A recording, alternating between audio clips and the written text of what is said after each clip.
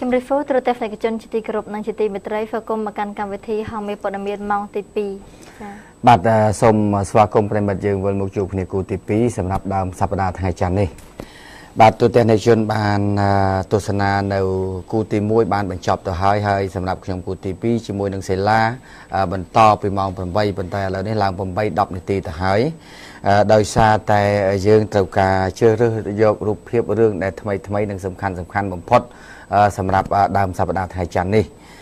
บาดให้ลูกเนี่ยบานเชียบให้ทาสำหรับดาวสัปดาห์คือเรื่องชราญบำพดให้หนังโกให้แต่ขยมเท้าเชื่อเรื่องหน้าได้วิสัยให้หนังสำคัญบำพดทั้งไงเนี่ยประกอบเชื่อมันเอาตัวแต่ในจนเคาะจัดเตะโดยซาแต่มุนเปเลยขยมจูบตัวแต่ในจนไทยจันนี่ขยมบานตัวตัวในซาจิชราญแต่ดังดำนังทักขยมเต้าไข่กบปุงชนังแตะต้องหนังเรื่องสตรีมันเนี้ยท้าโกนม้อเจงป้องโกนม้อเจงจีนเจียนบ่าจังตัวแต่ในจุดติดเตี้ยหนึ่งบานตัวสนายแตะต้องเรื่องต่อนี่มาถ่ายเรื่องวิสัยไทม์เตี้ยนู้คือเมียนเรื่องในไอ้ข้างแคดกับเช่เนี่ยซาปอร์เมียนมันเนี้ยเติบบานเก็บบังสำลับปะตาแล้วเนี่ยได้ดอลคิดตะกอได้ดอลบังสำลับเนี่ยกระซัดตะบานจับครูนหายใบเนี่ยเมียนไปเมียนไปลิเมียนไปเฮียนบ่าhai rươngในวัดก็ปุ่มปิดเอาหน้าวิ่งมาสมัยกระทันปั่นใต้ก็มีเนี่ยไปช่างกระทันรอบปอนเนี่ยเต้าเนี่ยไปช่างไปหาอย่างมาร้อยเนี่ยเต้าบ่าhai thà taมีหนึ่งเปรี้ยนานายชนะนานายจังบ่าจังลูกเนี่ยหนึ่งบานดังthà ta rươngในก็ปุ่มปิดรươngกี่haiกระทันเนี่ยไปช่างอย่างไม่haiกี่เนี่ยทั่วบนบา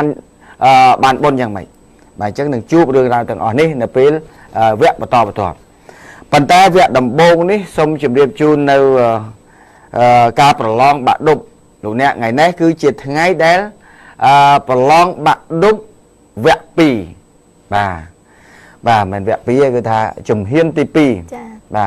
เลือกตีมุ้ยบานไปจับเต้าปัญตาได้ซาไอ้เล้าเชื่อรื้อ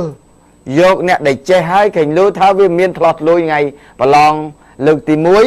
อ้อยมาจับเลือกตีปีhai thằng này thành tâm nâng cao bờ lon bạn đục thằng này cứ còn tự chẹt tự chung màu này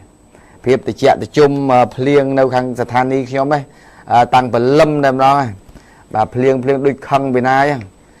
và hai nâu không pin có phlieng này bàn tay cái lạnh khắp ở tàu vàนี่คือcái tăng tay nháนี่để cồn sát chập đàm trồi bà trồi một từ trồi rồi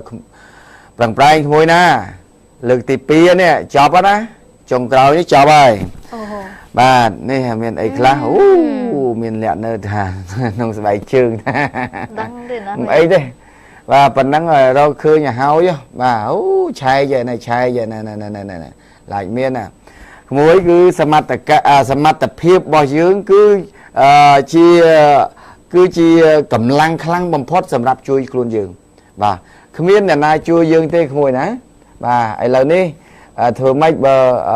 bờ sân chia nè nai chế nè nuôi chuột chấn ca bờ long xây nhà bắt bờ chung giặc sao tu diệp phum cứ ca rất bẩn tăng nó cứ việc đôi tầm môn này đấy ca bờ long mà đục đứng lực tivi nó cứ ca rất bẩn tăng nó cứ đôi tầm môn này đây mình oi tăng tay chương môn này đấy và tay lương oi tăng tay thì mình tăng tay bờ sân chỉ dương chế ọt miền ấy tăng dài nhỉ và cứ thui là chập ngày chán nè ca bờ long nó cứ pi ngày ngày nắng ngày sải bay cái chân này trâu bờ lon nó cứ miên chùm luôn bờ man chia bờ môi mơ nè bà tiệp thiệp cà pi bờ lon lược tì muối bay cái chân bờ lon miên chiếng bờ buôn mơ nè miên chiếng bờ buôn mơ nè hai câu này chọp đúng ban bờ man chia mà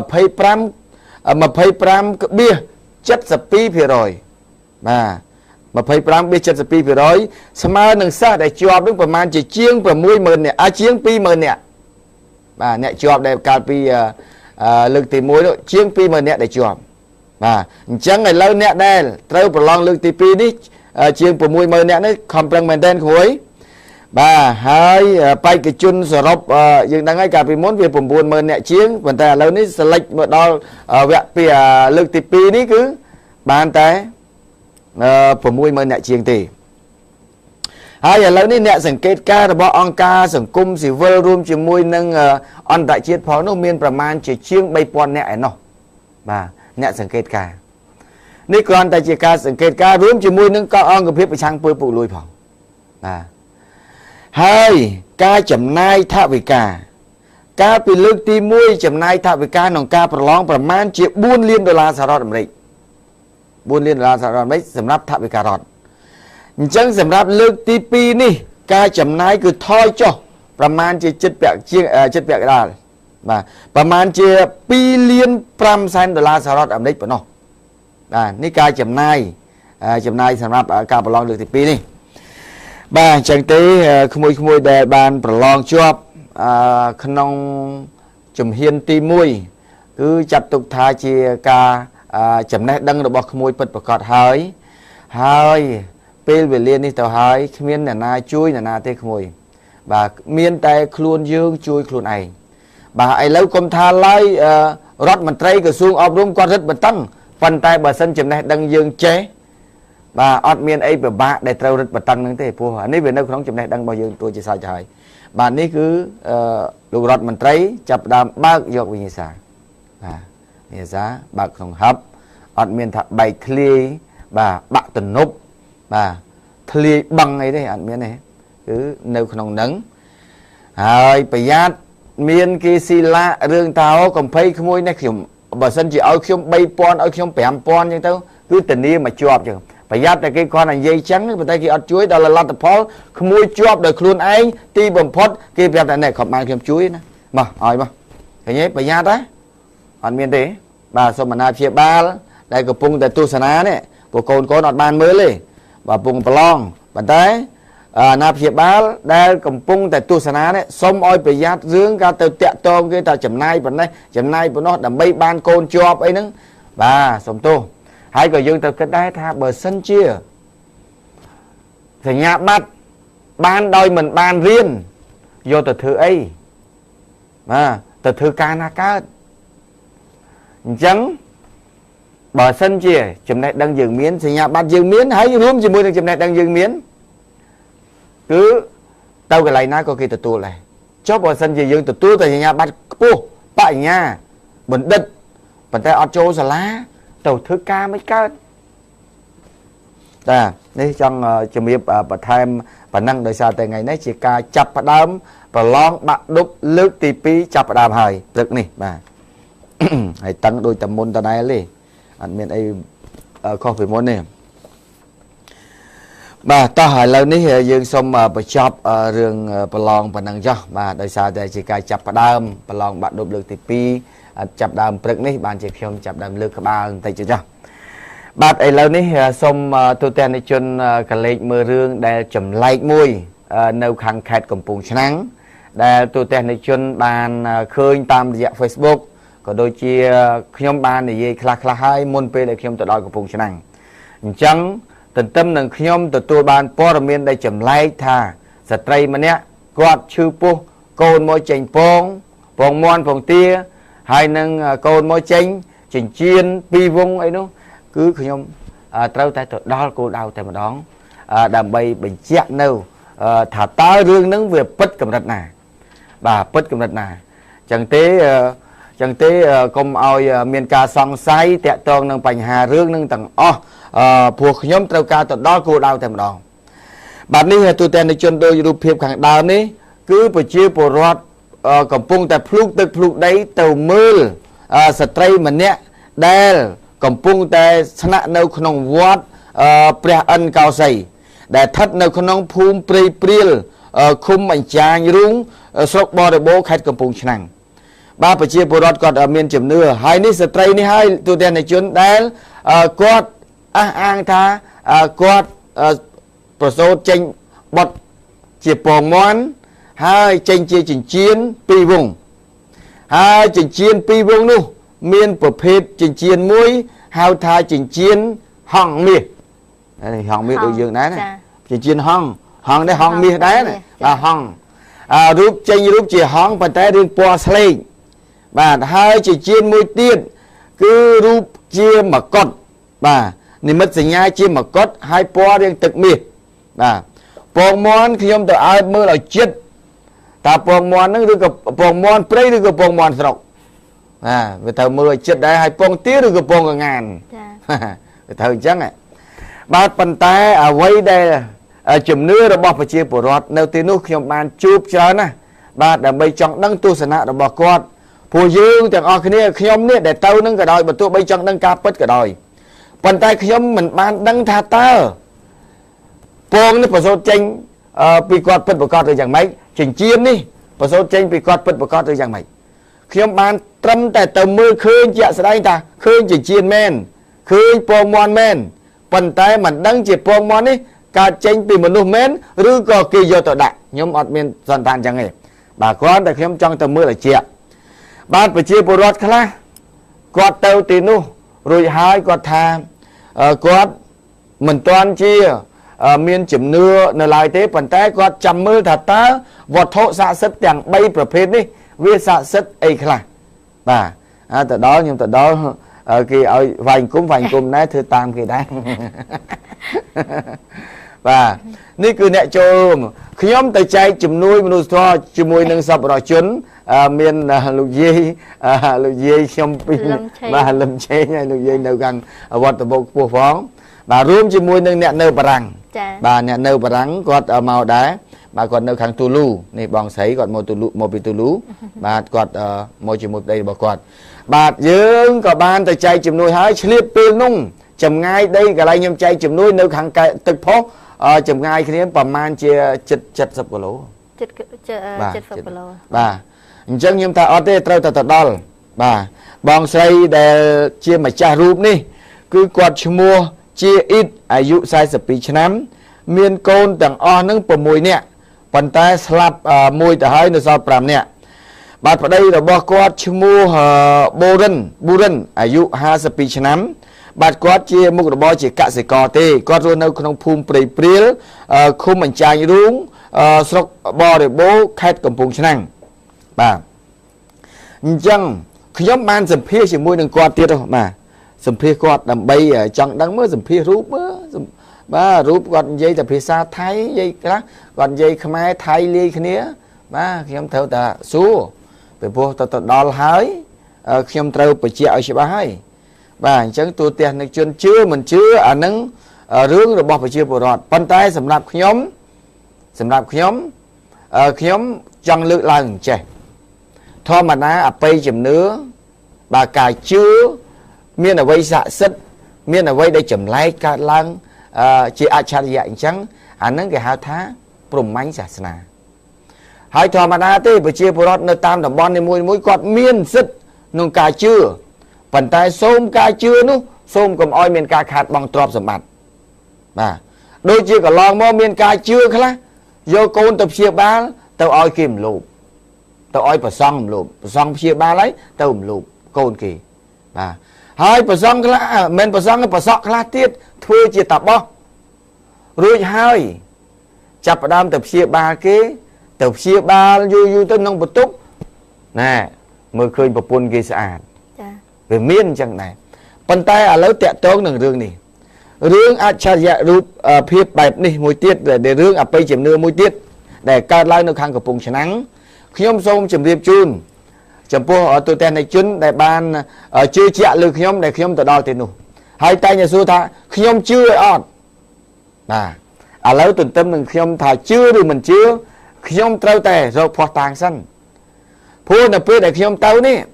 វត្តនេះគឺវត្តគេហៅថាឈ្មោះវត្តអិនកោសីនេះហៅវត្តកូនដំរីនេះគឺវត្តនឹងទើបនឹងសាងសង់ទេវត្តទើបនឹងសាងសង់ទេសំបីតែពហិក៏ប្រក់ស្លឹកដែរសាលាឆាន់នៅកត្រេកកត្រាក់ដល់ឡើយទេប្រជាពលរដ្ឋខ្លះគាត់ថាលោកវិធីខ្ញុំទី1ខ្ញុំចង់មើលចង់ឲ្យឃើញជាក់ស្ដែងទី2ខ្ញុំឮតំណែងថាលោកវិធីមកដែរខ្ញុំមកមើលលោកវិធីវាទៅអញ្ចេះទៅបាទឃើញថាលោកហងមាសមកខ្ញុំទៅមកមើលខាងក្នុងចាស់ខាងក្រៅក្មេងដូចគេថាអត់បាទមកដល់ក្មេងមែនចាបាទនេះទូទាំងជនរូបភាពជៀនមួយវងមានរូបជាសត្វឥន្ទ្រីហើយនឹងចិញ្ចៀនមួយវងដាំត្បូងមានរូបជាមកុដពេជ្របាទនេះនឹងស្កប់បន្តិចទៅហើយពងមាន់នេះគឺប្រភេទខ្ញុំមើលទៅដែលដូចជាពងមាន់យើងធម្មតា ប៉ុន្តែខ្ញុំសួរគាត់ថាតើពងមន់នេះប្រសូតចេញពីរូបនឹងពិតប្រកបឬយ៉ាងម៉េចគាត់និយាយថាមិនមែនប្រសូតចេញពីខ្លួនខ្ញុំទេសម្រាប់ពងមន់នេះប៉ុន្តែពងមន់នេះនៅពេលដែលគាត់ដើរទៅវាលស្រែគាត់បានឃើញពងមន់មួយនៅជិតនឹងអាចកបីនៅពេលដែលឃើញនៅជិតអាចកបីគាត់ថាពងមន់នេះហាក់ដូចជាមានចលនារំកិលដល់អញ្ចឹងគាត់ក៏ចាប់ផ្ដើមយកពងមន់ហ្នឹងយកមកទុកផ្ទះពេលនោះគាត់ធ្វើឲ្យគាត់ដែលមិនធ្លាប់មានអារម្មណ៍ដែលថាជាមានអ្នកមានជំនឿផងនោះធ្វើឲ្យគាត់ហ្នឹងទៅជាមានរូបចូលទៅវិញបាទអញ្ចឹងគាត់ក៏បានថាដាក់ពងមន់ហ្នឹងលាក់កុំអោយប្តីដឹងថាលាក់នៅក្នុងស្រាក់មួយចាបាទលាក់ក្នុងស្រាក់ទៅដល់ប៉ុន្តែម្លងបានមួយខែអញ្ចឹងទៅកូនក៏ដឹងយកស្រាក់ហ្នឹងទៅវត្តធ្លាក់ពងមន់មកលើដីមកលើក្តារអត់បែកដល់អត់បែកកូននៅទៅសួរថាពងមន់ពីណាម៉ែកូនម៉ែនេះក៏ប្រាប់ថានេះពងមន់ម៉ែទុកអីចឹងទៅក៏កើតជាការចូលរូបតែម្ដងបាទចូលរូបតែម្ដងហើយចឹងគាត់តែមានចេះតែមានភាពរសាប់រសល់នៅក្នុងខ្លួនចេះតែចង់ទៅវត្តបាទចង់ទៅជួយប្រោះព្រំទៅលើប្រជាពលរដ្ឋអញ្ចឹងប្តីរបស់គាត់ឲ្យគាត់បានទឿននៃប្តីរបស់គាត់ហ្នឹងទៅនៅក្នុងវត្តកូនដំរីហៅវត្តអិនកោសីបាទក៏ទៅវត្តហ្នឹងទៅបាទនៅពេលដែលទៅវត្តក៏ស្រាប់តែគាត់ម្លងបានមួយទឹកជាងក៏គាត់ហ្នឹងមានអាការៈឈឺពោះឈឺពោះអត់ពោះធំទេចាឈឺពោះបាទអាការៈឈឺពោះហើយសដន់គាត់ឡើងបាទដូចជាអ្នកកូនខ្ចីចាបាទនៅពេលដែលចាប់ដើមសម្រាលគាត់ដូចជាទៅសម្រាលទៅឲ្យនៅក្នុងសាលាឆាន់ចាអញ្ចឹងមានយាយមានអីចឹងទៅក៏ចាប់ដើមសម្រាលមកចេញជាអញ្ជៀនហ្នឹងតែម្ដងបាទចេញជាអញ្ជៀនបាទហើយថ្ងៃកើតជាអញ្ជៀនហ្នឹងថាចំថ្ងៃពេញបោចាបាទចំថ្ងៃពេញបោបាទនេះអញ្ជៀនក្រោយនេះថាកើតចេញថ្ងៃដែលចេញភាសាចាថ្ងៃចេញភាសាថ្ងៃចេញភាសាបាទនេះខ្ញុំនិយាយតាមគាត់និយាយណាបាទប៉ុន្តែបើយើងពិនិត្យពីសកម្មភាពទិដ្ឋភាពរួមតែម្ដងដែលប្រជាពលរដ្ឋគាត់ទៅទីនោះឲ្យច្រើនកក់កុញដើម្បីមើលនោះបាទទិដ្ឋភាពរួមមិនទាន់មានអ្វីដែលគាត់ត្រូវព្យាបាលឲ្យស័ក្តិសិទ្ធិនរណាម្នាក់ដែលមានជំងឺនៅឡើយទេបាទបានត្រឹមតែថារឿងនេះគ្រាន់តែជារឿងចម្លែកថាប្រសូតចេញពងមន់ប្រសូតចេញចិញ្ចៀនពីរវងបាទគ្រាន់តែរឿងចម្លែកប៉ុណ្ណឹងឯងប៉ុន្តែឲ្យថាស័ក្តិសិទ្ធិណាមួយនោះគឺមិនទាន់នៅឡើយទេបាទតែខ្ញុំទៅក៏ត្រូវសម្ភាសដែរមើលរូបនឹងចេះឆ្លើយឆ្លងជាមួយនឹងសារព័ត៌មានអត់ចា៎បាទប៉ុន្តែទន្ទឹមនោះបើយើងទៅក៏មានជំនឿជាមួយគេដែរបាទផ្លុំបាទសុំមហិទ្ធិឫទ្ធិបន្តិចមកមើលឯងបាទបាទហើយលោកប៉ូលីសហ្នឹងក៏ទៅសុំប្រសិទ្ធិអីបន្តិចមកឲ្យគាត់និយាយរៀងបៃឡាំបន្តិចបាទនេះខ្ញុំចង់ជម្រាបជូនអញ្ចឹងទៅតែនៃជនណាគឺមានពងមន់មែនមានចិញ្ចៀនមែនប៉ុន្តែខ្ញុំអត់ដឹងថាតើចិញ្ចៀននិងពងមន់ហ្នឹងប្រសូតចេញពីគាត់ច្បាស់ពិតប្រកបឬយ៉ាងណាទេបាទគ្រាន់តែខ្ញុំទៅបានឃើញអញ្ចឹងហើយប្រជាពលរដ្ឋក៏បានតែមិនត្រឹមទៅមើលដូចខ្ញុំអញ្ចឹងដែរ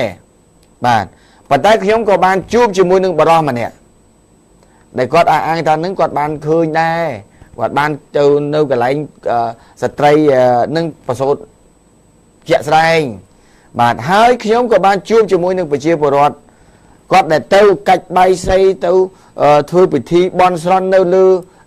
សាលាឆាន់នោះបាទអញ្ចឹងខ្ញុំជួបជាមួយនឹងប្រជាពលរដ្ឋនៅអង្គុយហ្នឹងទៅខ្ញុំទៅអង្គុយពេលភ្នែនជាមួយគ្នាទៅជែកលេងជាមួយគាត់ហ្នឹងតែម្ដងបាទសំណេះសំណាលជាមួយគាត់ថាតើរឿងហ្នឹងយ៉ាងម៉េចបាទអញ្ចឹងឥឡូវសូមជួបជាមួយនឹងប្រជាពលរដ្ឋមួយក្រុមសិនដែលគាត់កំពុងតែកាច់បាយសីនៅហ្នឹងខ្ញុំទៅជែកជាមួយគាត់បន្តិចបាទឥឡូវសូមជួយអត់ដឹងអីទេទៅមកមិនទេយ៉ាងនៅហ្នឹងខ្ញុំអត់ទេខ្ញុំនៅស្រុកទៅទីខ្ញុំដឹងរឿងខ្ញុំធ្វើដឹងគេមកពីសិលមិញមកដល់នេះខ្ញុំថាមកដែរបានមកហើយនេះខ្ញុំឡាយជីវិតព្រឹកមិញខ្ញុំវាណោះមានមួយខ្ញុំមកបាទចង់ដឹងគេថាមួយចេះមួយថាចូលមួយថាចេះខ្ញុំមករបស់ខ្ញុំតែយើងនៅកំពង់ឆ្នាំងដែរទេណាចាខិតមកឆ្នាំដែរទេលឺតគ្នាអញ្ចឹងតមើលចាគេថា đó cho một mùa nấu một đó nấu nữa cho lâu thứ ấy đừng cạch bài xây là bay ấy cùng miền Pleiku miền bên biển ai miền Châu là nặng đấy miền châu tròn kia nó ô chụp ôm đó chẳng là lớn ngày đấy đâu tôi giúp bài chà mà nào cạch bài xây từng màu ngày nắng cái dân này nhom từng mua cái này thì đăng man ngày rồi man ngày ấy tổng ngày bên đăng 3 ngày 3 ngày từng ngày này đăng tam mà đăng tam băng cô để kim ô mưa một kia đăng một miền đăng tha màu nó miền ấy sạch rất hay mà ọt đừng toàn bán này ọt đừng thầy việc lại quên nhá chẳng mơ đừng lại không chỉ thầm chẳng thứ chẳng cơ một số bột tranh chỉnh chiến tranh chỉ bông ngon chẳng lại mà chẳng thầy bông chẳng ngày khói một số bột tranh say co này tớ chẳng đi chắc là mua tiền đồ chẳng mua thầy thằng đấy một số bột chân của la mà không bạch thư xe bạn này tôi tên này chân bạn khơi hai cứ về chia bộ rót để cọt miền chừng nữa cọt tàu cạch bài xây tàu cạch tàu bị thi bon son ấy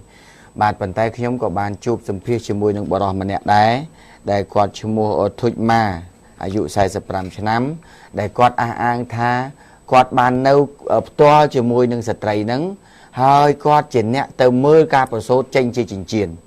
tay quạt mình bàn đăng tẹt tương nâng cao bờ sốt bàn môi chỉ pồng món quạt ọt bàn đăng tiếp bàn tay quạt đăng trăm tháng về là bờ sốt tranh môi chỉnh chiến quạt là nâng quạt bàn mờ bàn chân chụp chỉ muốn được thụt mai tỉnh mới thải tá quạt là bàn khơi chẹt đấy những con trong dây thải mạch bà xong chơi chỉnh chiến nó đây ngầm mà các bạn đại bộ mấy nó đây ngầm đăng đường để phía để quạt chặt chui cua đôi dương chlong để thòng mà đà chặt chui tới vừa một cùng là để thòng mới cùng đôi mình thòng đây dương cô tây bọt để là môn để đông hay một văn nó cùng rồi hay bố nhà mặt ba can cô và để đó là đi tới việc mò xây vật cô bắt tôi tới từ đầu mình nè và tôi em chùa em được tôi cô phát bông cùng năng để cầm ra đôi chú viên thầm đa chứ mà khi mà tầm hôm về tụi đó phạt ai thằng mà nhâm tục nhâm đó chui phạt cũng bàn tập số số đó ban thực hiện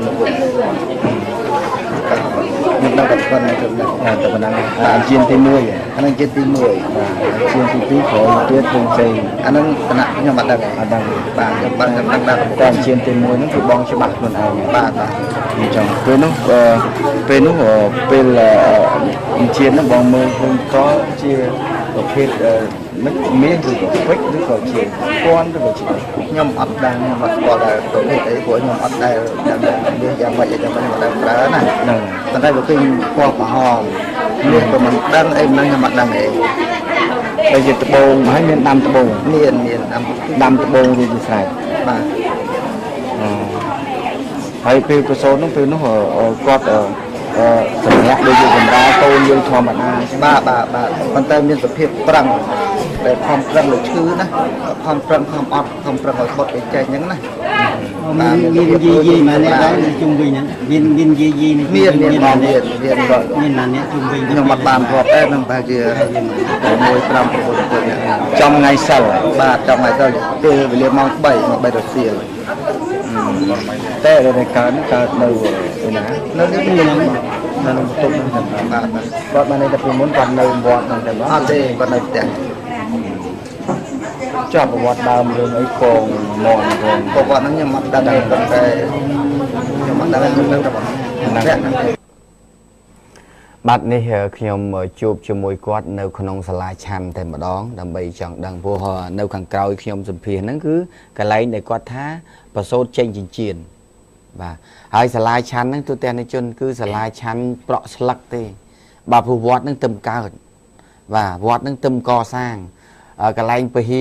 ហ្នឹងគាត់ទឹមឃើញចេញជាតសទេបាទហើយដីធំដីឡៃហ្នឹងគេហៅដីស្រែវាលធំបាទខ្ញុំក៏ជួបជាមួយនឹងអាជ្ញាធរពាក់ព័ន្ធខ្លះដែរដែលគាត់លើកឡើងថាគាត់ដូចជា mình bàn đứng sắp tầm miền chia bồ đọt nhẹ bao lần chẳng tàu quạt mình đang chia tàu tụp cắt ở biệt rằng mấy thế về bùa ní chỉ chấm nữa được bỏ phải chia bồ đọt quạt chưa rồi chưa cho bàn tay sống cùng oi cai chưa khát bong trọp sầm mặt ép bàn tay khai miên thành này nam mô cho bao cái lạnh thừa bạt bong trọp sầm mặt anh nói cái quạt tàu cà phê và bàn tay để nơi không vọt ní dương khơi nhai phải chia bồ đọt quạt mô không lẽ cả nát chia phải chia cả sẽ có phía trên để đâu tiếng nút cứ nêu không thực đây khai cầm bông năng là lời gì và dương ở toàn khơi tên tập phim nè để một tầng vuông tầng vai nêu tiếng nút chia bồ đọt một bị hàng bản đại khai công xem là lời bị phồng pin ấy bị phồng pin tức mình là phụ khi mà nâng nè chạy nói một bị parang một bị pin nângประมาณbị bay lan nâng bản năng này và phần té khi ông pin lúc khi ông trong sầm phia rúp nâng đòi sầm phia pin để quát mình toàn châu phần tay rò ca sầm phia để quát mình toàn châu mình cá bị phua pin lúc quát châu là hồ đấy nâng tranh cho tăng bị slide chan một đào một là hồ và khi ông rò sầm phia bản thân gì sầm phia để quát mình toàn châu đó à nâng bạn nhom trong giấy ở chỗ ba thật ta muốn vô miền bờ sâu mò ở miền sụp bên này giang mày cho mày ní phải chia bồ đọt để quát tàu nước khiêm xua ta mới đấy chưa ót và quát trắng ta chưa chạy chưa bàn tay toàn mà rồi phía rồi ấy còn số ta nhóm chưa ót còn số một nhóm thà lưu thí chưa ót nhưng thấy nè ra bò miến chưa mình chưa nâng nhóm ót hiền gì thà chưa đấy bàn tay bên đi nhóm trâu tay một đo cô đau ở đăng tham tớ rút phíp để cái ban bằng háng nơi lưu Facebook hay nâng sạch rương để cái ban này gì vì dạng mày khác nơi tiền đủ đó nhưng ta xua tu sửa lại chia bồ đọt đòn món trong đấy bởi dân nhưng ta nhưng ta chưa nhưng còn khơi bồ mòn khơi chiên pi nhưng ta chưa mấy khi mình ban khơi chẹt đây nhân đường một số tranh mồi ná ba cuộc nhóm kết thúc khai kia dọc tàu thư chia bầm phòn này thư chia pa hi đá và lấy chầm mưa nhóm sầm phía chầm môi nâng lục ta rút đây nâu khang khăn nâng cái hào bì tối mùi bên này ra tại bì tiếng việt tối và thầy châu nó lại tên hồng bà chẳng khi ông xua bà đời vậy ta vô và bạn xua tới buổi khi ông khai cho dương vừa ọt sâu chạy phía xa cái là rù trâu lấy bò ra mây ấy phong nó ở dưới đừng ta xua thầm muốn được sầm anh đặc biệt ta xua bò ra mấy dương và bạn xua và chẳng thấy bao nhiêu ta tranh sân tao ấy trong xua thích ọt hôm tranh giàu ọt hôm tranh chẳng xua bên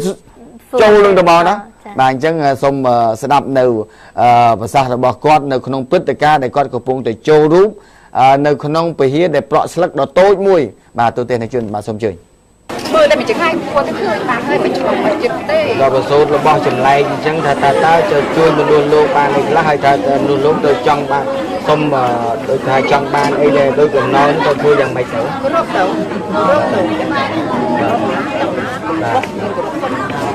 và đó cái chuyện của nó buông tấu của nó bàn tao thôi thì chặt trong không tôi cũng không cho bạn in ra như tôi nói buổi chiều ăn các bạn chứ đấy chừng đó ta tê châu cho mình ta cho bạn in một đầu để chắc lên đâu lên cả hai thêm ta tôi châu của bạn ăn thang bạn năng hiện về tôi lông thế nào mà hiện về tôi trong đó tôi mà chưa biết tôi mọi người trong cạnh đó có cô kèo đến cái nồi chè có miếng nhất có tiền đây như nước tu tập con của tôi chụp được luôn cho là bọc đây tôi cô cô ở quay tôi mặc cô ấy tiền được chân than với chụp con bọc cô chỉ bằng một con tôm chung tên là em nên tôi là em đâu kịch cô bên thôi để chặt chân liền hết thăm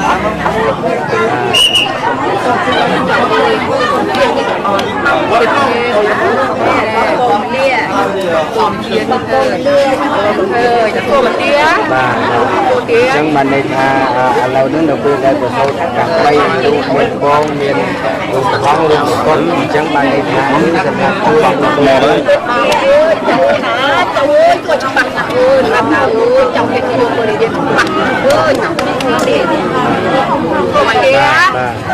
chẳng lâu hạt ơi làm đâu ơi đâu thư nè trong cái nơi trình hàng còn có buồn được quạt chẳng cháu chui cháu bật tu tạm là khi bỏ cháu chân bàn là bán trong ăn tu bỏ bán tu ná đây chỉ còn năng khi cháu rong ná cháu ná xuông bên miền ơi lọ nặng cháu xuông mắt xuông thấy tiền xuông mắt chẳng lúc bố cái thai cái quạt bên tay nhưng đó chui đôi khi họ than nè chia bột rót quạt liên chung các cái ấy ai của họ ta chui ná thằng ná chui chắc chắn không nít là bọc cả ná chắc chắn thôi không được mùi ná thì không một cái lắc luồng keo còn hơn bởi vì bơ ná không thì cứ không bệnh ná cháu thua nó đặt tu muội đặt mặt để xuống bờ biển đặt này cũng không mày chẳng chẳng cười chẳng phải chạy chânបាទតើតើនេះជននេះគឺទស្សនភាពនៅក្នុងពេលដែលគាត់កំពុងតែចូលរូបបាទអញ្ចឹងគាត់ចង់និយាយថាវត្ថុស័ក្តិសិទ្ធិទាំង3នេះគឺអាស្រ័យទៅដោយការបន់ស្រន់របស់ប្រជាពលរដ្ឋដែលគាត់ថាចង់បានសេចក្តីសុខចង់បានជំងឺដែលមានជំងឺសង្កាត់អីឲ្យជាសះស្បើយគឺបន់ស្រន់ទៅគឺសំខាន់ថាតើខ្លួនយើងជឿមិនជឿថាតើខ្លួនយើងស្មោះត្រង់ឬមិនស្មោះត្រង់យុត្តិធម៌ឬក៏អត់ប៉ុន្តែបើសិនជាយើងទៅហើយបន់ស្រន់តែអារម្មណ៍របស់យើងមិនជឿនោះក៏វត្ថុស័ក្តិសិទ្ធិនេះក៏មិនជួយអ្នកដែរប៉ុន្តែគ្រូនេះក៏បានបន្ថែមទៀតថាវត្ថុស័ក្តិសិទ្ធិនេះគឺចង់ឲ្យប្រជាពលរដ្ឋរបស់យើងមានបានពលរដ្ឋដែលនៅទូទាំងប្រទេសនឹងបានសេចក្តីសុខបានរស់នៅក្នុងសន្តិភាពហើយប្រទេសរបស់យើងនឹងបានសេចក្តីសុខជារៀងរហូតបាទនេះអ្វីដែលគាត់បានលើកឡើងពេលដែលគាត់ចូលបាទឥឡូវនេះទូទាំងជនខ្លះចង់សួរខ្ញុំវិញថាតើខ្ញុំជឿមិនជឿបាទខ្ញុំជឿមិនជឿតើរឿងពិតឬមិនពិតខ្ញុំចង់ជម្រាបជូនទូទាំងជនចេះសម្រាប់ដែលខ្ញុំទៅដល់ខ្ញុំថាឃើញពិតហើយរូបភាពហ្នឹងពងមាន់ចិញ្ចៀន2ចិញ្ចៀន1នោះបែបរៀងដូចជាប្រាក់ដែលរូបភាពជាហង្សចិញ្ចៀនមួយទៀតខ្ញុំមើលទៅដូចជាមាសហើយរូបភាពជាមកុដបាទហើយការអះអាងរបស់ប្រជាពលរដ្ឋគាត់មានអ្នកខ្លះគាត់មានជំនឿថាជឿអ្នកខ្លះគាត់ថាមិនទាន់ជឿបាទប៉ុន្តែសម្រាប់ខ្ញុំអ្នកសារព័ត៌មានខ្ញុំបានត្រឹមតែទៅយកព័ត៌មានបង្ហាញការពិតឲ្យទូទាំងជនបានឃើញប៉ុន្តែគ្រាន់តែខ្ញុំមើលឃើញជាក់ស្ដែងថានៅពេលដែលប្រជាពលរដ្ឋមកកកកុញមកមើលពេញវត្តនោះអត់ទាន់ឃើញថាតើការព្យាបាលទៅលើអ្នកជំងឺណាមួយដែលគាត់ជានៅឡើយទេបាទអត់ទាន់ជានៅឡើយទេហើយក៏មិនទាន់ឃើញថាតើវត្ថុស័ក្តិសិទ្ធិនេះធ្វើអ្វីដើម្បីឲ្យគេជឿធ្វើអ្វីឲ្យវាមានការនឹងឲ្យលទ្ធផលជាក់ស្ដែងដើម្បីឲ្យគេមានជំនឿទៅលើវត្ថុស័ក្តិសិទ្ធិហ្នឹងចា៎បាទអញ្ចឹងឥឡូវវាគ្រាន់តែការភ្ញាក់ផ្អើលទៅមើលនេះគ្រាន់តែដឹងថារឿងវាចម្លែកត្រង់ថាគេកូនកើតជាមនុស្សតែនេះកើតចេញជាពងសត្វពងមាន់ហើយកើតចេញជាចិញ្ចៀនអញ្ចឹងបានខ្ញុំទៅនោះខ្ញុំនិយាយលេងខ្ញុំថាទេបើថាកូនចេញចិញ្ចៀនចេញទៅអីអញ្ចឹងបើយកមកចិញ្ចឹមនៅនេះហ្នឹងឲ្យប្រសូតចេញមកចេញខ្សែកចេញដុល្លារហើយចឹងតែឥឡូវនិយាយលេងសុំទោសបាទអញ្ចឹងជំនឿការជឿឬមិនជឿរបស់លោកអ្នកដែលបានទៅជាក់ស្ដែងទេទូទាំងជនគឺខ្ញុំបានទៅតែបង្ហាញរូបភាពនឹងតិចលូថាមកថាខ្ញុំលោករទ្ធីទៅប្រហែលជាទៅនឹងចង់បិទបំផុសព័ត៌មាននឹងឲ្យភ្ញាក់ផ្អើលទៀតអត់ទេខ្ញុំតែកាលណាគេមានការភ្ញាក់ផ្អើលចម្លែកខ្ញុំទៅយកព័ត៌មានហើយតែរឿងជឿមិនជឿសូមឲ្យប្រជាពលរដ្ឋជាក់ស្ដែងខ្លួនឯងទៅមើលចុះបាទហើយអញ្ចឹងមើលផ្កាច័ន្ទជៀនមួយខាងនោះគឺផ្កាច័ន្ទហើយនៅមកុដអញ្ចឹងណាហើយនេះរូបមន្ត្រីអញ្ចឹងណាហើយដល់ពេលមាននិយាយខ្លះថាអេដែលជៀនហ្នឹងដូចខ្ញុំធ្លាប់ទិញនៅទូលតពូគាត់ថាអញ្ចឹងអត់ទេនៅខាងទូលតពូគេចូលចិត្តឆ្លាក់រូបសត្វអញ្ចឹងចាហើយខ្លះទៀតគាត់ថាអេជៀននេះដូចឃើញនៅផ្សារថ្មីហើយតែពងមាន់នេះដូចពងមាន់ខ្ញុំពងនេះដូចពងខ្ញុំបាទសូមទោសទូទាំងជននេះគាត់តែខ្ញុំចង់បង្ហាញរឿងរ៉ាវដែលកើតឡើងនៅក្នុងទឹកដីខេត្តកំពង់ឆ្នាំងហើយរឿងការជឿឬមិនជឿសូមឲ្យប្រជាពលរដ្ឋគាត់ធ្វើការពិចារណាទាំងអស់គ្នាចុះបាទហើយខ្ញុំមិនហ៊ាន និយាយថាសុំមិនអោយប្រជាពលរដ្ឋជឿឬសុំអោយប្រជាពលរដ្ឋជឿតាមខ្ញុំដែលផ្សាយនេះទេបាទសំខាន់ទូទាំងអ្នកជនសូមធ្វើការពិចារណាបាទអរគុណទូទាំងអ្នកជនវគ្គនេះដូចជាមួយវគ្គហ្នឹងដូចជាវែងបន្តិចហើយសូមពេលសម្រាប់បន្តិចសិនបាទតិចទៀតយើងវិលមកជួបគ្នាបន្តទៀតហើយបើសិនជាមានប្រិមិត្តណាលោកមានចម្ងល់អីអាចផ្ដល់ជាយោបល់អាចផ្ញើសារក៏បានទូរស័ព្ទក៏បានបាទសូមអរគុណឥឡូវសូមពេលសម្រាប់បន្តិចសិនបាទ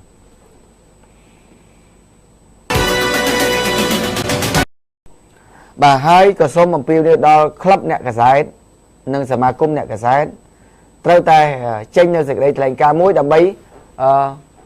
ធ្វើការប្រកាសជាសាធារណៈដើម្បីឲ្យអាជ្ញាធរត្រូវតែស្វាស្វែងស្រាវជ្រាវរកឃាតករផ្សេងទៀតដែលធ្លាប់អ្នកសារព័ត៌មានជួបរងគ្រោះប៉ុន្តែឥឡូវនៅខេត្តកញ្ចេះនេះគឺសមត្ថកិច្ចបានខាត់ខ្លួនឲ្យជនដៃដល់បាទអញ្ចឹងយើងអត់ទាន់ដឹងថាតើពីរនាក់ជាកងរាជអាវុធហត្ថពិតប្រកបឬយ៉ាងណាហើយកំភ្លើងរបស់កងរាជអាវុធហត្ថនឹងឬយ៉ាងម៉េចហើយប៉ូលីសនោះគាត់ជាប់ពាក់ព័ន្ធនឹងអីពីព្រោះសំខាន់ណាអ្នកដៃដល់ហ្នឹងអ្នកដៃដល់ជួនកាលពេលខ្លះអាចយកកំភ្លើងពីជនរងពីម្ចាស់កំភ្លើងគេដោយមិនដឹងទៅបាញ់គេក៏ថាបានឬខ្លះទៀតអ្នកខាងប៉ូលីសនោះគាត់ជាម្ចាស់ឡានប៉ុន្តែពេលខ្លះគាត់អត់ដឹងថាអ្នកដៃដល់ដល់ថ្នាក់ហ្នឹងព្រោះជិះជាមួយគ្នាគេក៏ថាបានបាទអញ្ចឹងមិនមែនគ្រាន់តែថាជិះជាមួយគ្នាគប់គិតផ្សំគំនិតទាំងអស់នោះទេបាទប៉ុន្តែបើសិនជាការរកឃើញថាអ្នកឯងពិតជាគប់គិតផ្សំគំនិតជាមួយនឹងអ្នកដៃដល់បាញ់សម្លាប់មនុស្សមែនអ្នកត្រូវតែមានទោសមិនអាចឲ្យរួចខ្លួនបានទេបាទជួនកាលពេលខ្លះអ្នកជិះឡានជាមួយគ្នាប៉ុន្តែគេអត់មានគំនិតអាក្រក់ទេតែបុគ្គលនោះគំនិតអាក្រក់ទៅបាញ់គេទៅម៉េចបើខ្លួននៅក្នុងឡាននឹងទៅហើយចាវាអាចអញ្ចឹងបាទអញ្ចឹងទេយ៉ាងណាក៏ដោយនេះអ្នកដែលដៃដល់អ្នកដែលពាក់ព័ន្ធត្រូវបានចាប់ខ្លួនអញ្ចឹង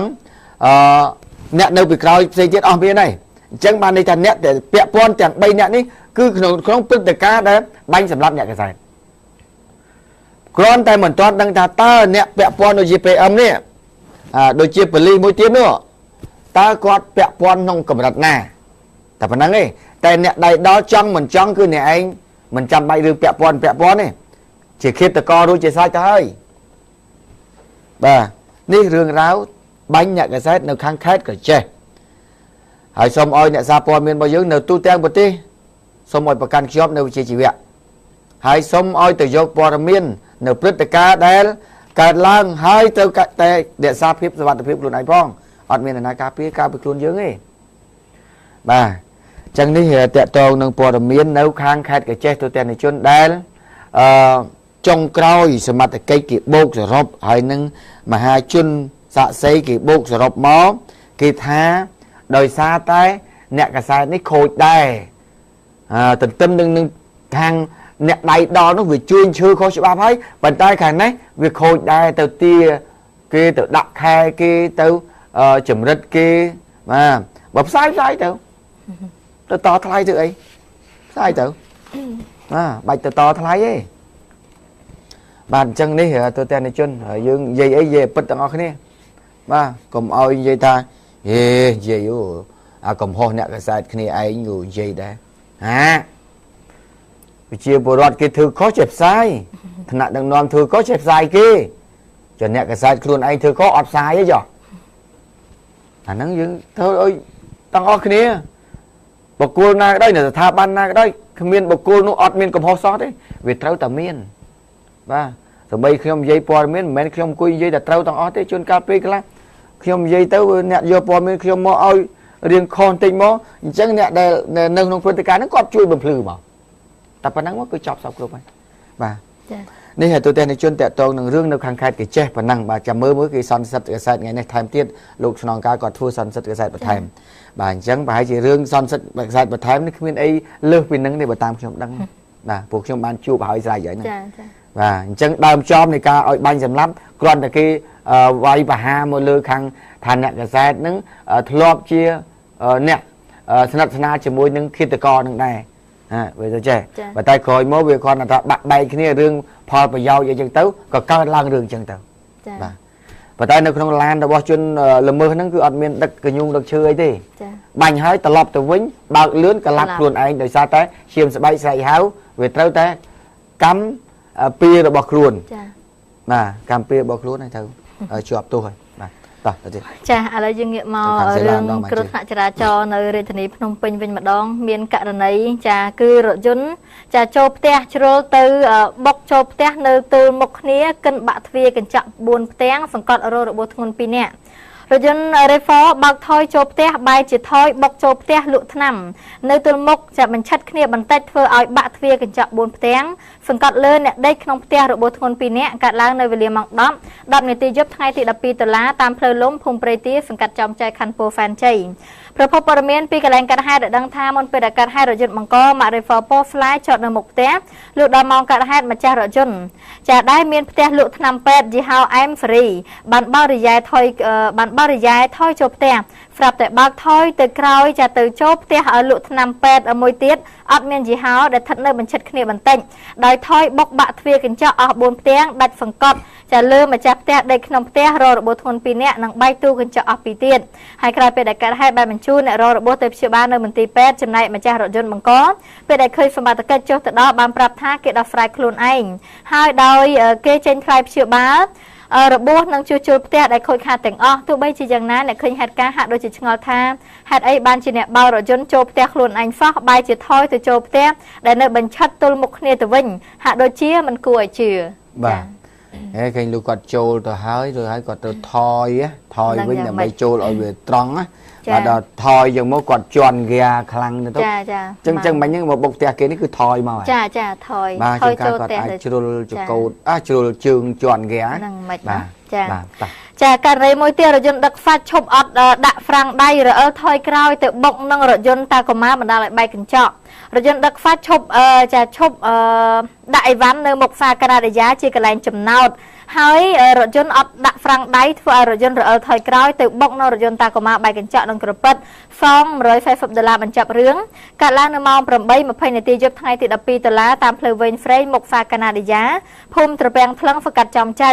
ប្រពន្ធព័ត៌មានได้ដឹងថាមុនពេលដែលកាត់ហេតុរថយន្តចានីហ្វាន់នីហ្វែលប៉ត្រេអ៊ីជារថយន្តដឹកហ្វាច់បើកបរពីលេខទៅកើតហើយមកដល់ចំណុចខាងលើជាផ្លូវវាងចំណោតបន្តិចហើយរថយន្តបានឈប់ដោះលេខអស់ហើយចាប៉ុន្តែអត់ដាក់ហ្វ្រាំងដៃអ្នកបើកបរចុះទៅទិញអីវ៉ាន់ស្រាប់តែរថយន្តរអិលថយក្រោយមកបុករថយន្តតាកូម៉ាពណ៌ឈាមជ្រូកហើយចាដែលអ្នកបើកមកពីក្រៅដែលបើកមកពីតាមក្រោយបណ្ដាលឲ្យបែកកញ្ចក់នឹងក្រពិតបាក់របាំងខាងក្រោយ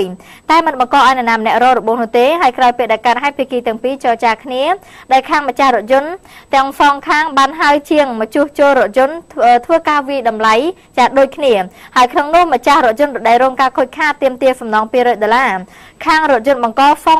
$150ខាងរថយន្តរងគ្រោះយល់ព្រមយកហើយបែរជាខាងរថយន្តដូរចិត្តវិញសងតែ$130ឬក៏យករថយន្តទៅជួសជុលឲ្យតែម្ដងចាដោយឲ្យប្រាក់$10ថែមទៀត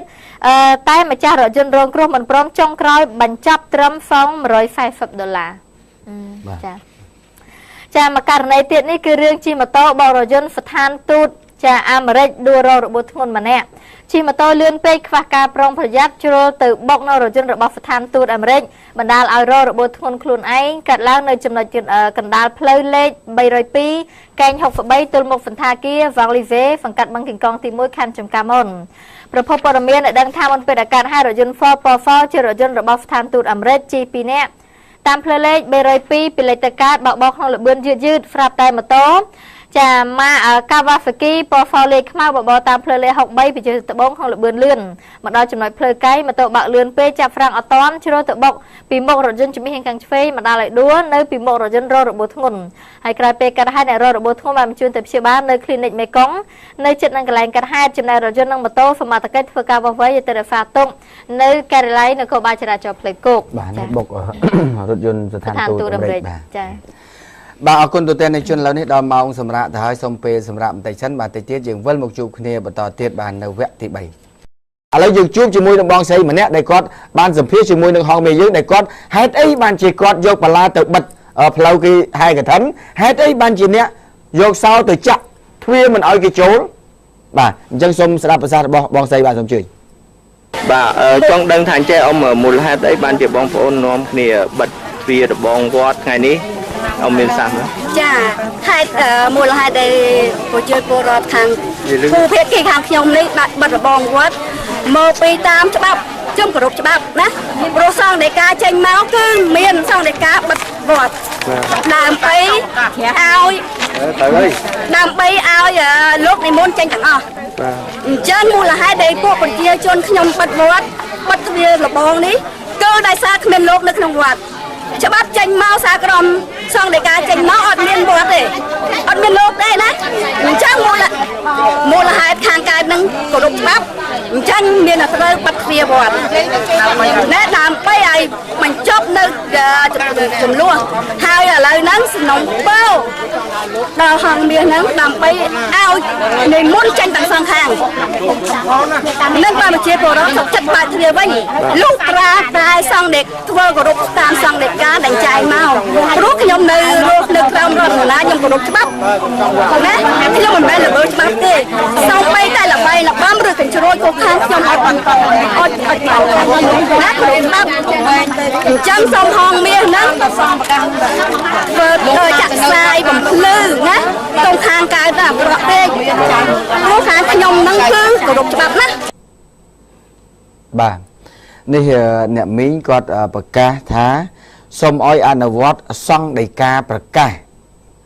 ប៉ុន្តែអ្នកមីងគាត់និយាយមកគាត់ភ្លេចគិតទៅដល់ថ្ងៃដែលលោកឃ្លាំងហួតទៅប្រកាសហើយសង្ឃប្រកាសឲ្យលុបចោលសង្ឃប្រកាសនោះឲ្យរួបរวมគ្នាបញ្ចប់បញ្ហាហើយអ្នកមីងគាត់និយាយថាលោកអត់មាននៅក្នុងវត្តទេលោកគឺមាននៅទៅធ្វើបុណ្យអត់លោកមិនលោកដែលនៅមកខាងនៅខាងវត្តខាងមុខនោះលោកនោះមុននិមន្តចេញបាត់ទៅហើយលោកដើម្បីកុំឲ្យប្រជាពលរដ្ឋមួយផ្នែកតូចគាត់យកឱកាសថាសង់នៅខាងមុខនឹងមួយអង្គពីរអង្គដើម្បីប្រឆាំងជាមួយសង់នៅខាងក្នុងឥឡូវសង់នៅខាងក្រៅចេញទៅបាត់ហើយនៅសល់តែសង់ខាងក្នុងបាទឥឡូវលោកយាយឲ្យលោកយាយលោកពូឲ្យលោកពូអ្នកមីងបាទតើមហាជនដែលគេកំពុងតែមើលទូទាំងប្រទេសទេតើសមទេនៅពេលដែលគេកំពុងតែធ្វើបុណ្យហើយយើងទៅបិទផ្លូវយកបន្លាទៅស្រះផ្លូវតើគេមើលទៅសមអត់បងប្អូនមើលទៅសមអត់ប៉ុណ្ណឹងហើយរឿងដែលសង្ឃប្រកាសនេះគឺគេបានរំលាយចោលហើយហេតុអីបានជាអត់យកអានឹងមកនិយាយឃើញទេផ្លូវគេធ្វើដំណើររាល់ថ្ងៃទៅធ្វើបុណ្យទីបំផុតទៅបិទអញ្ចឹងហើយសោតទៅចាក់ហើយតើចាំមើលអាជ្ញាធរគាត់ចាត់ធានការយ៉ាងម៉េចចំពោះបញ្ហាទាំងអស់នេះបាទព្រោះថ្នាក់ដឹកនាំខាងលើបានបញ្ចប់ទៅហើយហេតុអីបានជាមកយកអារឿងចាស់ហ្នឹងមកនិយាយទៀតឥឡូវគណៈកម្មការអាចារ្យគាត់ប្រកាសគាត់អានអីគេអញ្ចឹងគាត់អានអាសង្ឃប្រកាសនឹងថែមទៀតទេតាមពិតអានសង្ឃប្រកាសដែលគេបានរំលាយចោលហើយបាទឥឡូវសូមជួបលោកជាមួយលោកពូម្នាក់ទៀតដែលគាត់អានសង្ឃប្រកាសនឹងតែម្ដងសូមស្ដាប់ទាំងអស់គ្នាបាទសូមអញ្ជើញព្រះមហាសមេទេពដីសម្ដេចព្រះសង្ឃនាយកនៃព្រះរាជាណាចក្រកម្ពុជាកម្មវត្ថុសំណើសុំព្រះរាជអនុញ្ញាតគោលការណ៍រំសាយព្រះសង្ឃទាំងអស់ក្នុងវត្តកំពង់ពេជ្រយោងរបាយការណ៍ចុងក្រោយរបស់សាលាគុណអនុគុណខណ្ឌរិស័យកែវស្ដីពីអធិការវត្តកំពង់ពេជ្រលេខ02412តសរចុះថ្ងៃ4ខែធ្នូឆ្នាំ2012តបតាមកម្មវត្ថុយោងខាងលើសូមប្រាប់បង្គំសូមបង្គំទូលថ្វាយអំពីអធិការនៅវត្តកំពង់ពេជ្រសង្កាត់ក៏ដាច់ខណ្ឌរិស័យកែវរាជធានីភ្នំពេញត្រង់ជ្រាបដោយខាងក្រោមនេះដោយខាងក្រោមវត្តកំពង់ពេជ្រនេះកាលពីខេត្តនៅខេត្តកណ្ដាលទំនាស់កើតមានជាហោហែជាប់មិនដាច់ក្នុងពេលនេះបានកាត់ចូលរាជធានីភ្នំពេញទំនាស់នេះនៅក៏នៅតែកើតមានហើយកាន់តែស្មុគស្មាញលំបាកដោះស្រាយជាក់ស្ដែងក្រោយពីកាត់ចូលរាជធានីភ្នំពេញគណៈកម្មការអាចារ្យវត្តចាត់ចែងការងារវត្តសម្រាប់តែចិត្តមិនគោរពចៅអធិការដូចជាការចាយវាយបច្ច័យវត្តការកសាងសំណង់ផ្សេងនិងការងារផ្សេងជាច្រើនទៀតដោយចាត់ទុកចៅអធិការគ្រាន់តែជានិមិត្តរូបតែប៉ុណ្ណោះបាទទស្សនិកជននេះលោកពូដែលគាត់បានលើកឡើងបែបនេះសង្ឃប្រកាសនេះគឺគេបានរំលាយចោលបាត់ហើយបាទរំលាយចោលបាត់ហើយនេះបានន័យថាដូចលោកពូបានគោះខ្មោចងាប់ឲ្យរស់វិញ បាទគាត់ខ្មោចឲ្យរស់វិញហើយនេះរឿងដែលវាចប់អស់ទៅហើយហ្នឹង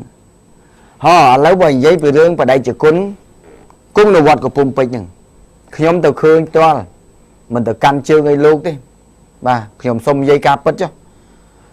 លោកបដិជគុណនៅគង់វត្តកំពង់ពេជ្រហ្នឹងដែលគេពងប្រឆាំងហ្នឹងលោកខ្ញុំមិនដែលឃើញលោកនេះឆាន់មលូ ចា មិនលោកខ្លះគាត់មានឆាន់លោកប៉ុន្តែក្មេងឡើងក្មេងទេតែឡើងក្មេងឡើងខ្មៅ ចា ស្បែកជើងមិននឹងពាក់ផងនិយាយ10ម៉ាត់តម្រាំនឹងឆ្លើយតបមកយើង1ម៉ាត់លោកនិយាយលោក ចា មេលោកបដិជគុណគង់នៅវត្តនឹងវិញឥឡូវនេះកំពុងតែសាងសង់សាលានៅខាងក្រោយមួយទៀតកំពុងតែធ្វើ ចា បាទកំពុងតែធ្វើខ្ញុំលោកអើយចុះហេតុអីបានជារឿងវាចប់បាត់ទៅហើយទាំងរោគកោះកកាយមុខអីទៀតពូឲ្យពូ មិនដឹងជាបានប្រយោជន៍អី បាទ ចា ឥឡូវនេះដល់ពេលខ្ញុំនិយាយការពិតឃើញអញ្ចឹងទៅថាខ្ញុំនឹងទៅបាក់ពួកខាងអ្នកហែកឋិននោះទៀតឥឡូវអាជ្ញាធរគេនឹងចាត់វិធានការចំពោះរឿងហ្នឹងហើយมันអាចឲ្យយើងទៅធ្វើរំខាននៅកន្លែងវត្តតទៅទៀតទេនេះរឿងនេះប្រកាសនេះគេលាចោលហើយហ្នឹងលាចោលបាត់ហើយហ្នឹង ចា បាទដើម្បីឲ្យសេចក្តីសុខកើតឡើងនៅក្នុងវត្ត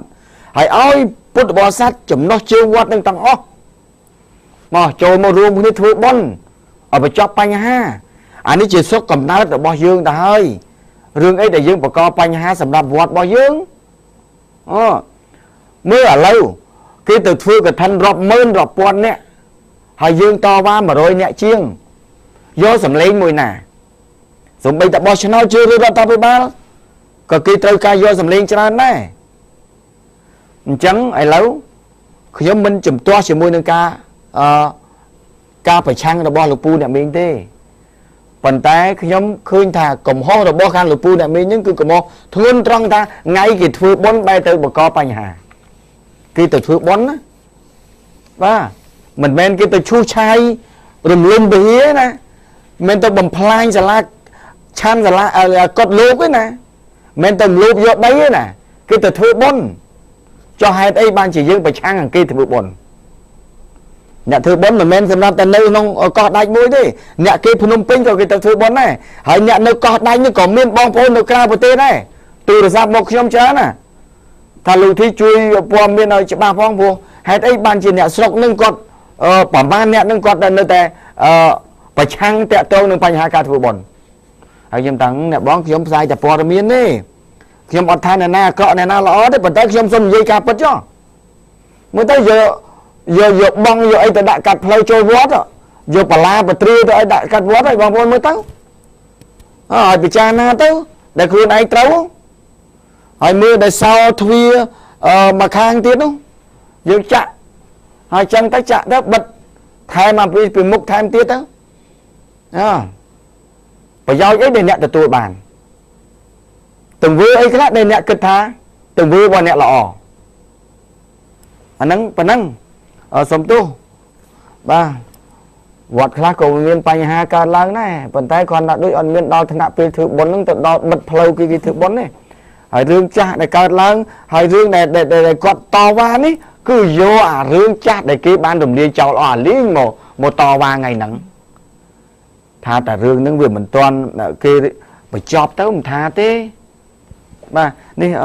អរគុណណាស់ទូទាំងនេះជនខ្ញុំដោយសារម្សិលមិញខាងខណ្ឌគាត់ទៅហើយឮថាមានបញ្ហាអីកើតឡើងយ៉ាងទៀតទៅយកព័ត៌មានហើយទៅភាគីមកខាងនឹងជេរវាជេរទៅសម្ភារមកបាទបើគាត់យើងសម្ភារគាត់ជេរយកសម្ភារជេរនឹងមកដាក់អានេះដើម្បីកុំឲ្យថាហងមានដាក់ដល់មកខាងឃើញទេដល់ទីបំផុតគាត់និយាយអញ្ចឹងដាក់មកហងមានដាក់ខ្ញុំដាក់លោកឯងគុំដាក់ហើយតាមពិតទីបំផុតកាលពីយើងដំបូងឲ្យគាត់និយាយបំផុតហើយចាទីបំផុតថាយើងមកខាងហើយខ្ញុំថាម៉េចហើយទៅខាងគេនោះគេនិយាយដល់គេខាងនិយាយគេនោះគេនិយាយច្រើនថាខ្ញុំនោះខាងគេនោះបណ្ដោយបាទនេះខ្ញុំចង់ជម្រាបជូនប៉ុណ្ណឹងបងប្អូនសូមអភ័យទោសខាងលោកពូអ្នកមីងដែលបាននិយាយមិញបាទប៉ុន្តែខ្ញុំបង្ហាញរូបភាពនេះមើលទៅគឺអ្នកធ្វើបុណ្យហើយនឹងពូមីងជាអ្នកបិទផ្លូវបាទអានេះគេមិនខុសដូចជារូបព្រះគេដាក់ទេមានឹងព្រះហើយទីបំផុត ការផ្ចាញ់ព្រះទីបំផុតគេគូរូបថាអ្នកដែលផ្ចាញ់នេះធ្លាក់ទឹកសមុទ្រធ្លាក់អីលងទឹកងាប់ខ្លះរស់ខ្លះទៅវាបាបបុណ្យខ្លះទៅយ៉ាងហោចបំផុតការតវ៉ាក៏គិតរឿងបាបបុណ្យដែរអញ្ចឹងបានន័យថាអ្នកមិនចេះធ្វើបុណ្យទេបានអ្នកអត់គិតរឿងបាបបុណ្យនោះបាទឬក៏អ្នកបដូរទៅសាសនាអីផ្សេងអាហ្នឹងរឿងរបស់អ្នកទេវាសិទ្ធិសេរីភាពក្នុងការកាន់សាសនាប៉ុន្តែការជំទាស់បែបនេះច្បាស់ជាមហាជនដែលគេកំពុងតែទស្សនាគេមិនសប្បាយចិត្តជាមួយនឹងលោកអ្នកទេ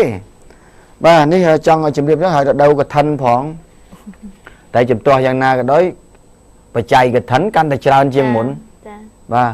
ត្រៃហែកឋិនកាន់តែច្រើនបាទនេះ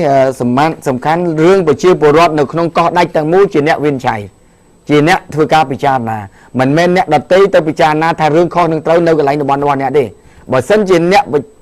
ធ្វើការវិនិច្ឆ័យនឹងការគិតខុសអ្នកនឹងត្រូវខាតបង់បាទអ្នកនឹងត្រូវខាតបង់ព្រោះមហាជនភាគច្រើនគេចង់ធ្វើបុណ្យតែបងប្អូនតិចតួចមិនចង់ធ្វើបុណ្យទៅរំខានគេអាហ្នឹងគួរពិចារណាទាំងអស់គ្នាបងប្អូនមានតែអ្នកកោះដាច់ទេជាអ្នករួមគ្នាមើលឃើញការពិត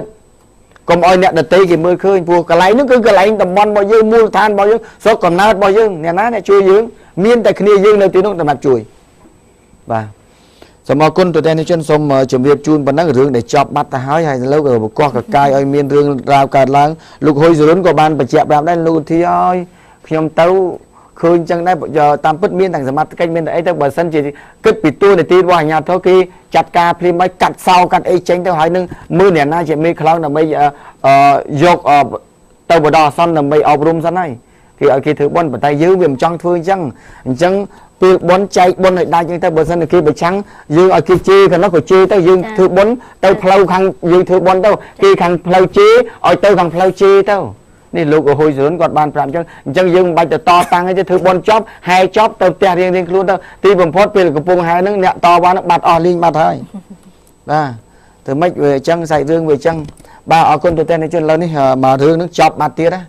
បាទចប់វគ្គឥឡូវចាំវគ្គទី4រឿងជំនួយណានោះបាទអរគុណឥឡូវសូមពេលសម្រាប់បន្តិចសិនបាទ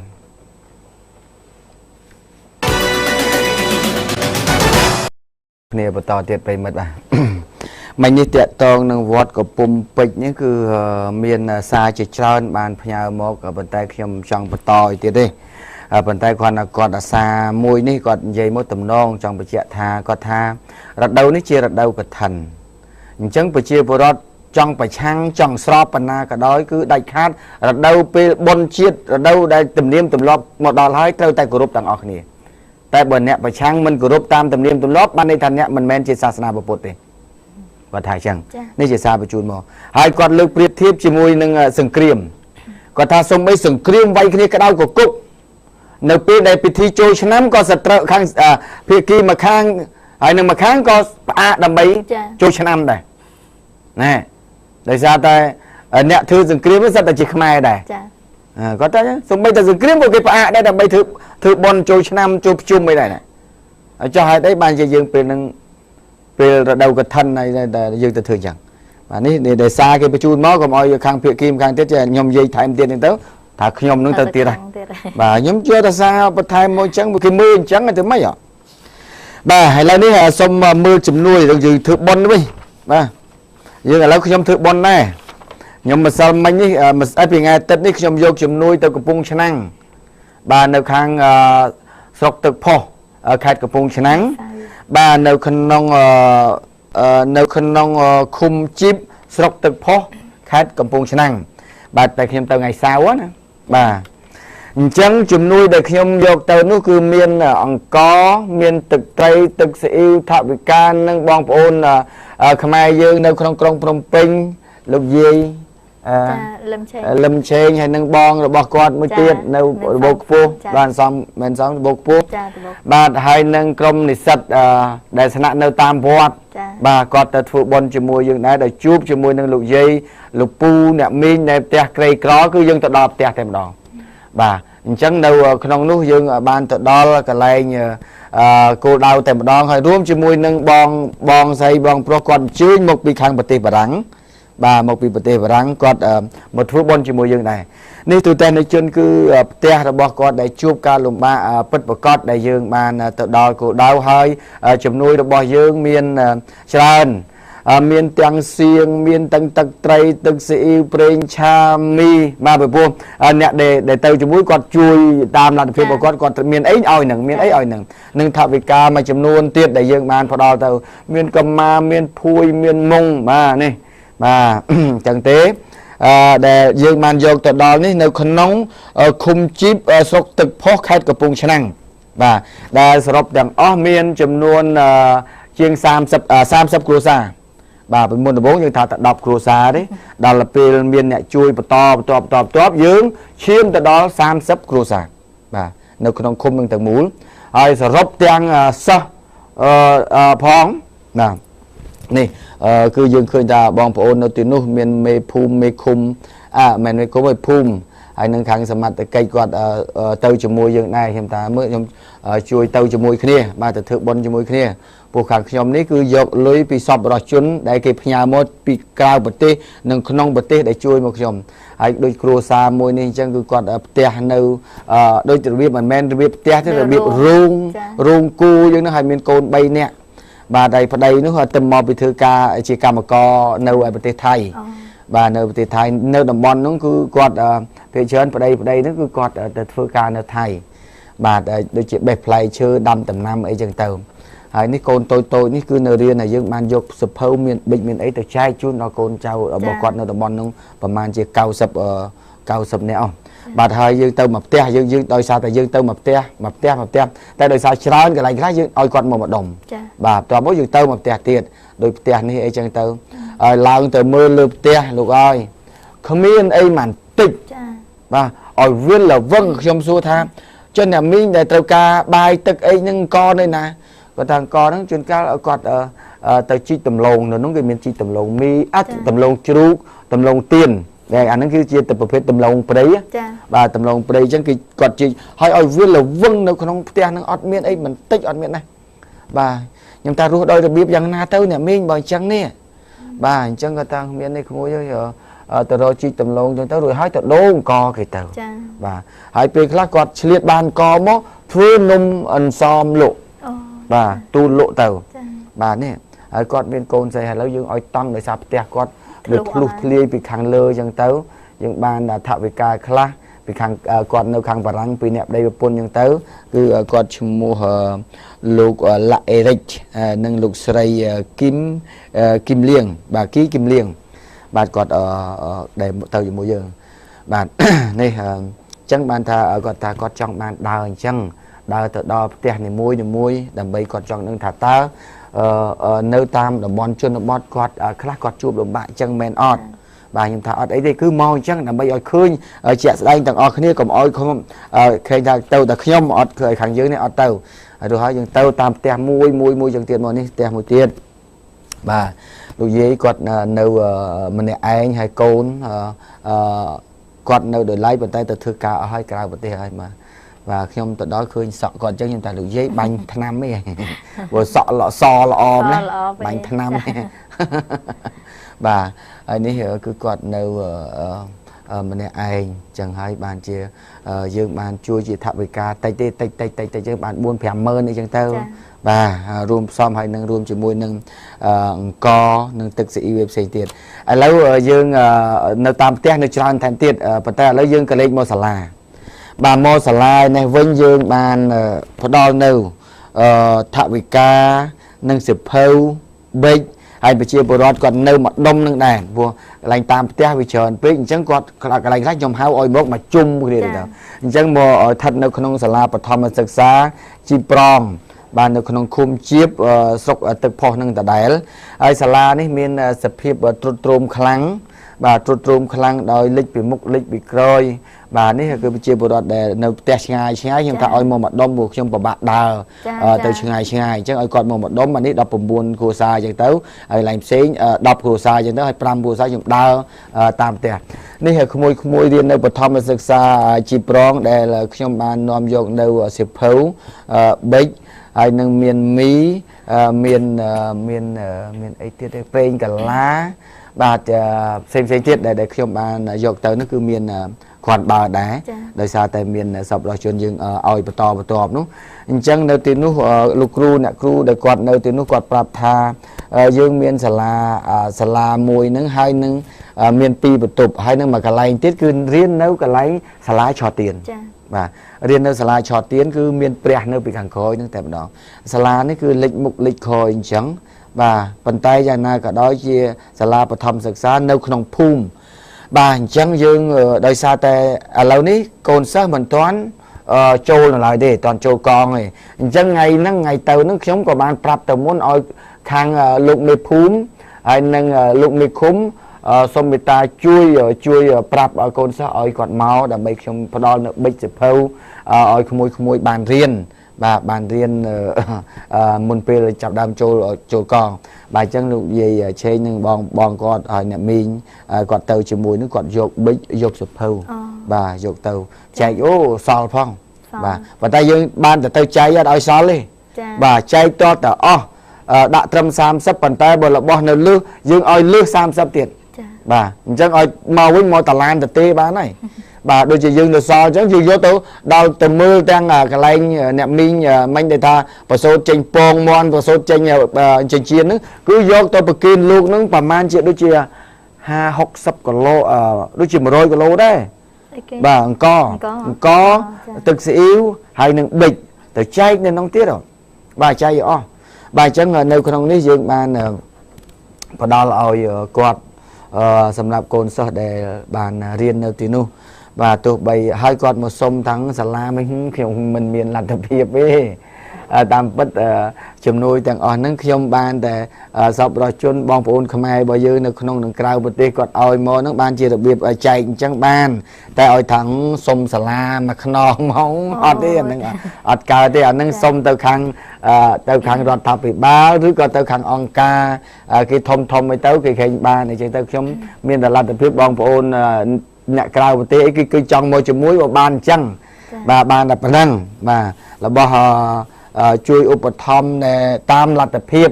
បាទតែឲ្យថាធំដុំតែម្ដងអត់មានទេក៏ជួយចែកចម្លែកខ្លះបាទដូចជាខាងបងប្អូនខាងនិស្សិតនៅតាមវត្តអញ្ចឹងគាត់ទៅជាតំណាងខ្ញុំថាតោះទៅទាំងអស់គ្នារួចហើយដើម្បីចង់ប្រាប់ថាណែបងប្អូនទាំងអស់ដែលកំពុងតែសិក្សានៅតាមតំបន់ជនបទហ្នឹងកុំអស់សង្ឃឹមនៅក្នុងជីវិតពីព្រោះជីវិតរបស់យើងទោះបីនៅជនបទក៏ដោយប៉ុន្តែយើងត្រូវខំប្រឹងប្រែងដោយខ្លួនឯងគ្មានអ្នកណាជួយយើងទេអញ្ចឹងអ្នកស្នាក់នៅតាមវត្តនេះមើលទៅបងប្អូនបានរៀនដល់មហាវិទ្យាល័យសាកលវិទ្យាល័យបដិញ្ញាបណ្ឌិតអញ្ចឹងគឺក៏តាមរយៈការតស៊ូនៅក្នុងជីវិតដែរបាទកុំគិតថាអញនៅតាមជនបទគ្មានទីពឹងអញគ្មានបងប្អូនជាមន្ត្រីរាជការបាទឥឡូវនេះគឺគុណភាពនៃការសិក្សាវិស័យអប់រំត្រូវបានគេរឹតបន្តឹងបាទអ្នកចេះគឺជាប់បាទអ្នកចេះគឺជាប់អ្នកមិនចេះគឺធ្លាក់បាទអានឹងតែប៉ុណ្ណឹងបាទអញ្ចឹងកុំគិតថាឥឡូវប្រឡងឆ្នាំនេះតឹងប្រឡងឆ្នាំនោះធូរអត់ទេបើធូរទៅយើងធ្លាក់យកចង់យកអាធូរអីបាទបើគេប្រឡងតឹងយើងចេះយកអាណាបាទនេះហើយយើងចង់ជម្រាបជូនបងប្អូនទាំងអស់បាទអញ្ចឹងហើយបានជាខ្ញុំមានសម្ភារៈទាំងប្រមាណទៅតាមសាលាហ្នឹងគឺមានសប្បុរសជនគាត់ទៅតាមជាមួយខ្ញុំអញ្ចឹងបាទខ្ញុំមិនមានទេប៉ុន្តែគាត់ខ្ញុំពឹងផ្អែកលើសប្បុរសជនចង់ទៅទៀតហើយយើងរកសាលាទៀតបាទខ្ញុំរកសាលាទៀតសាលាដែលនៅដាច់ស្រយាលបាទដែលក្រីក្របាទដើម្បីចែកជូននៅប៊ិចនៅសភៅប៉ុណ្ណឹងឯងបាទបើទោះបីឥឡូវរដ្ឋាភិបាលលោកបានប្រឹងប្រែងជួយឧបត្ថម្ភផ្នែកផ្សេងទៅបាទជួយកសាងសាលាទៅចែកសម្ភារៈសម្រាប់កូនសិស្សខ្លះទៅហើយខាងកាកបាទក្រហម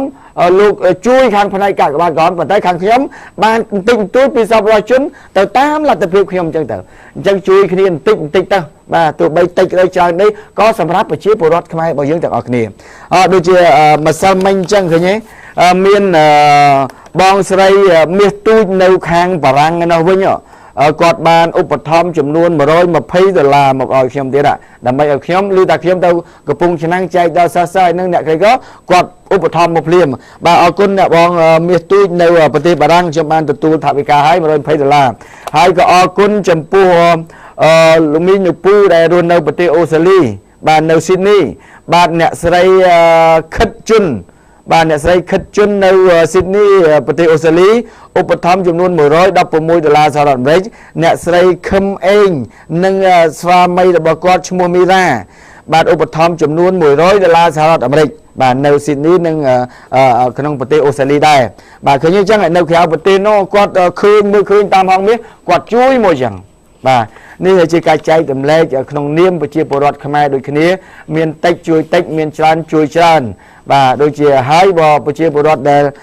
គាត់សំណូមពរឲ្យខ្ញុំជួយសាលាជួយអីខ្ញុំសូមអភ័យទោសខ្ញុំគ្មានលទ្ធភាពទេបាទខ្ញុំបានតែជួយឲ្យទៅបងប្អូនទៅជាមួយអញ្ចឹងទៅចែកបានតិចតួចអញ្ចឹងហើយនេះដូចរៀននៅលើសាលាឆោតទៀនអញ្ចឹងបាទថ្ងៃយាយមកធ្វើបុណ្យដកតុកនឹងចេញទៅអង្គុយបែរខ្នងទៅព្រះអញ្ចឹងទៅរៀនបាទធ្វើម៉េចឲ្យយើងរៀនឲ្យមានការលំបាកតោកយ៉ាអញ្ចឹងទៅបាទយើងមានអនុស្សាវរីយ៍នៅពេលដែលយើងធំទៅបានធ្វើការងារទៅបាទនឹកឃើញអនុស្សាវរីយ៍អញលំបាកអញ្ចឹងនៅជនបទបាទនេះចង់ជម្រាបជូនអញ្ចឹងទូទាំងជនយើងនៅមានជំនួយច្រើនថែមទៀតប៉ុន្តែដោយសារពេលលាដល់ទីបញ្ចប់ទៅហើយបាទអរគុណណាស់ចំពោះទូទាំងជនចំពោះការតាមដាននៅព័ត៌មានហងមាសក៏ដូចជាប្រជាពលរដ្ឋរបស់យើងទាំងក្នុងនិងក្រៅប្រទេសហើយមិញនេះទៀតសោតលោកនាយកកាសែតអន្ត្រីវិលអន្ត្រីបាទលោកនាយកកាសែតវិលអន្ត្រីមិញបានធ្វើការបដិសេធចំពោះឈ្មោះសិតដែលថាជាកាសែតវិលអន្ត្រីដែលត្រូវបានជួបគ្រោះថ្នាក់ជាមួយនឹងអ្នកកាសែតម្នាក់ដែលគេបាញ់សម្លាប់នៅខាងខេត្តកេះចេះបាញ់មិញនេះអញ្ចឹងលោកនាយកកាសែតវិលអន្ត្រីមិញបានធ្វើការបដិសេធថាឈ្មោះសិតនឹងត្រូវបានលោកបណ្ដេញចេញពីកាសែតរបស់គាត់យូរហើយអត់មានធ្វើការនៅកាសែតវិលអន្ត្រីតទៅទៀតទេបាទអញ្ចឹងតកតងនឹងសកម្មភាពរបស់គាត់ធ្វើសកម្មភាពអីផ្សេងនៅខាងតាមបណ្ដាខេត្តផ្សេងគាត់មិនទទួលស្គាល់ចំពោះឈ្មោះសិតនឹងឡើយបាទអរគុណទូទាំងជននេះដោយសារតែខាងលោកនាយកកាសែតគាត់មើលឃើញហងមាសមិញគាត់សុំបដិសេធតែម្ដងទៅបាទអរគុណដោយសារតែពេលលាដល់ទីបញ្ចប់យើងខ្ញុំទាំងអស់គ្នារួមជាមួយនឹងក្រុមការងារទាំងអស់សូមជម្រាបលាយើងជួបគ្នានៅថ្ងៃស្អែកបន្តទៀតបាទ